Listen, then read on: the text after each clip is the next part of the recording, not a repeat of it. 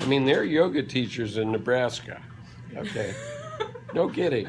And you know, Deb and I were noticing when we went to yin yoga classes that these women are basically running Hindu meditation classes. That's what they're doing. I mean, they don't call it that maybe, and maybe they don't know it themselves, but that's what they're doing.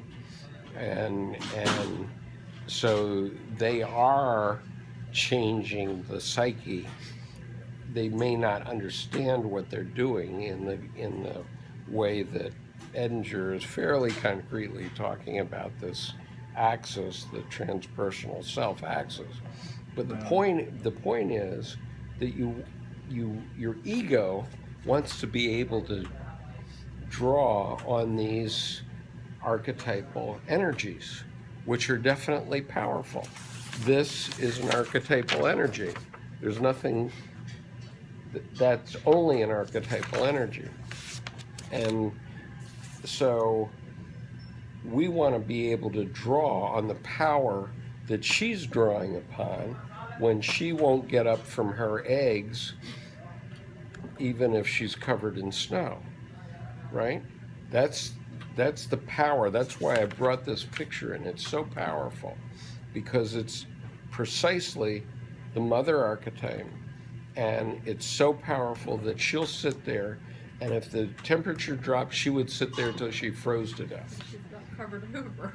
Pardon? She's about covered over as it is. Yeah, I mean, we saw it at one point because this is just a screenshot that Deb had taken on her iPad, but we saw it at one point where she literally had a little mountain of snow on her head. I mean, she did finally shake that off, but she literally had like an inch of snow on top of her head. So she had sat there so sphinx-like. I mean, it's so archetypally that, you know, and so if that's not the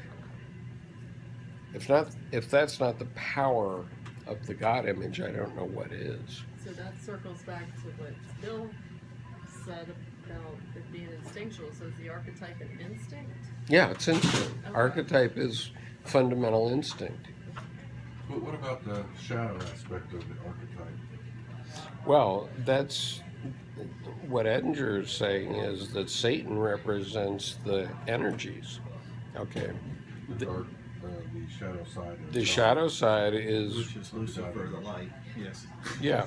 So it's really a Lucifer image, then, not really Lucifer himself. Well, Because he supposes the God image, right? well, Lucifer is part of the God image. I mean, he's the other son of Christ, right? But he's the shadow But side. he's of Shadow the side. archetype, right? Right, but which is all part of consciousness itself. right. And Okay, now I'm unconfused. no. You're Well, confused or unconfused? I'm unconfused. They satisfied me perfectly. consciousness comes from, Satisfied man, that's unusual. yeah. I'm confused. Consciousness comes from understanding both sides, okay, which is why I brought you all the lyrics to, Both sides now. huh? Both sides Are now. we going to sing it? Everyone's familiar with this song, right? The ultimate. Yeah. You're not? I was just wondering if someone as young as you would be. If I'm all that- You don't know this song? I do, I do not. Oh my God. Hurry up and talk, Oh, John. let's sing Save it, me. guys. Make the point. Okay, it seems to me that what you aim for is a transcendent function, which is recognizing the shadow and understanding the shadow in relation to the archetype, that you reach a transcendent function. The God image itself is not the goal, right?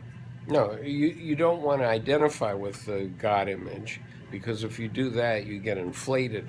We know somebody like that right now, right? Who hasn't had enough Job experiences in his lifetime.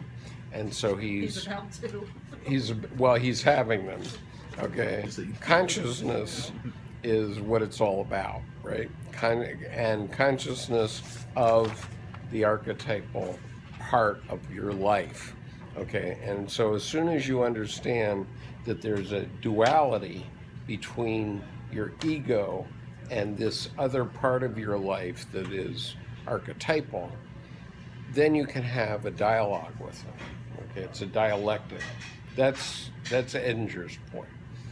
And then you start making the godlike decisions, okay, like rolling through the stop sign. But the Okay. archetypes have a shadow, right? Every archetype has a shadow, and the fact that you're conscious of that allows you to make this godlike decision. Which side of the archetype are you going to play? Can you give Okay. an example of that? So, for instance, like the mother archetype, what would be the shadow? Over-mothering. Well, no, John was giving me the example of the dark side of the mother earlier. The rabbits. Yeah, tell the story of the rabbits. Oh, I We don't know.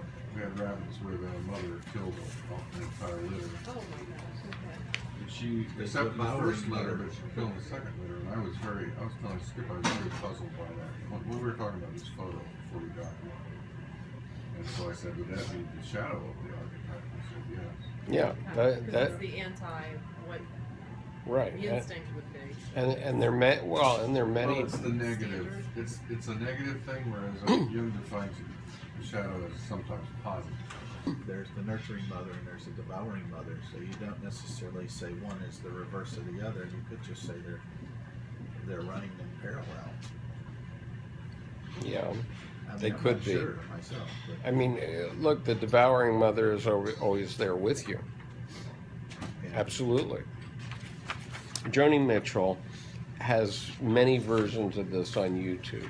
You should see the 1969 one, which is with Mama Cass Elliot and Mary Travers of Peter, Paul, and Mary. Okay. She sings it there. And so she sings it in 1969 there. And that was when Joni Mitchell was in her mid-20s, I think, and sort of made her career. And then 30 years later, there's a 2000 version where she's in a concert with a whole orchestra behind her, and she's in her mid-50s, and she sings it. It's pretty awesome, really. But, okay, so the last verse of this. I've looked at life from both sides now, from win and lose, and still somehow it's life's illusions I recall. I really don't know life at all. I've looked at life from both sides now, from up and down, and still somehow it's life's illusions I recall. I really don't know life at all.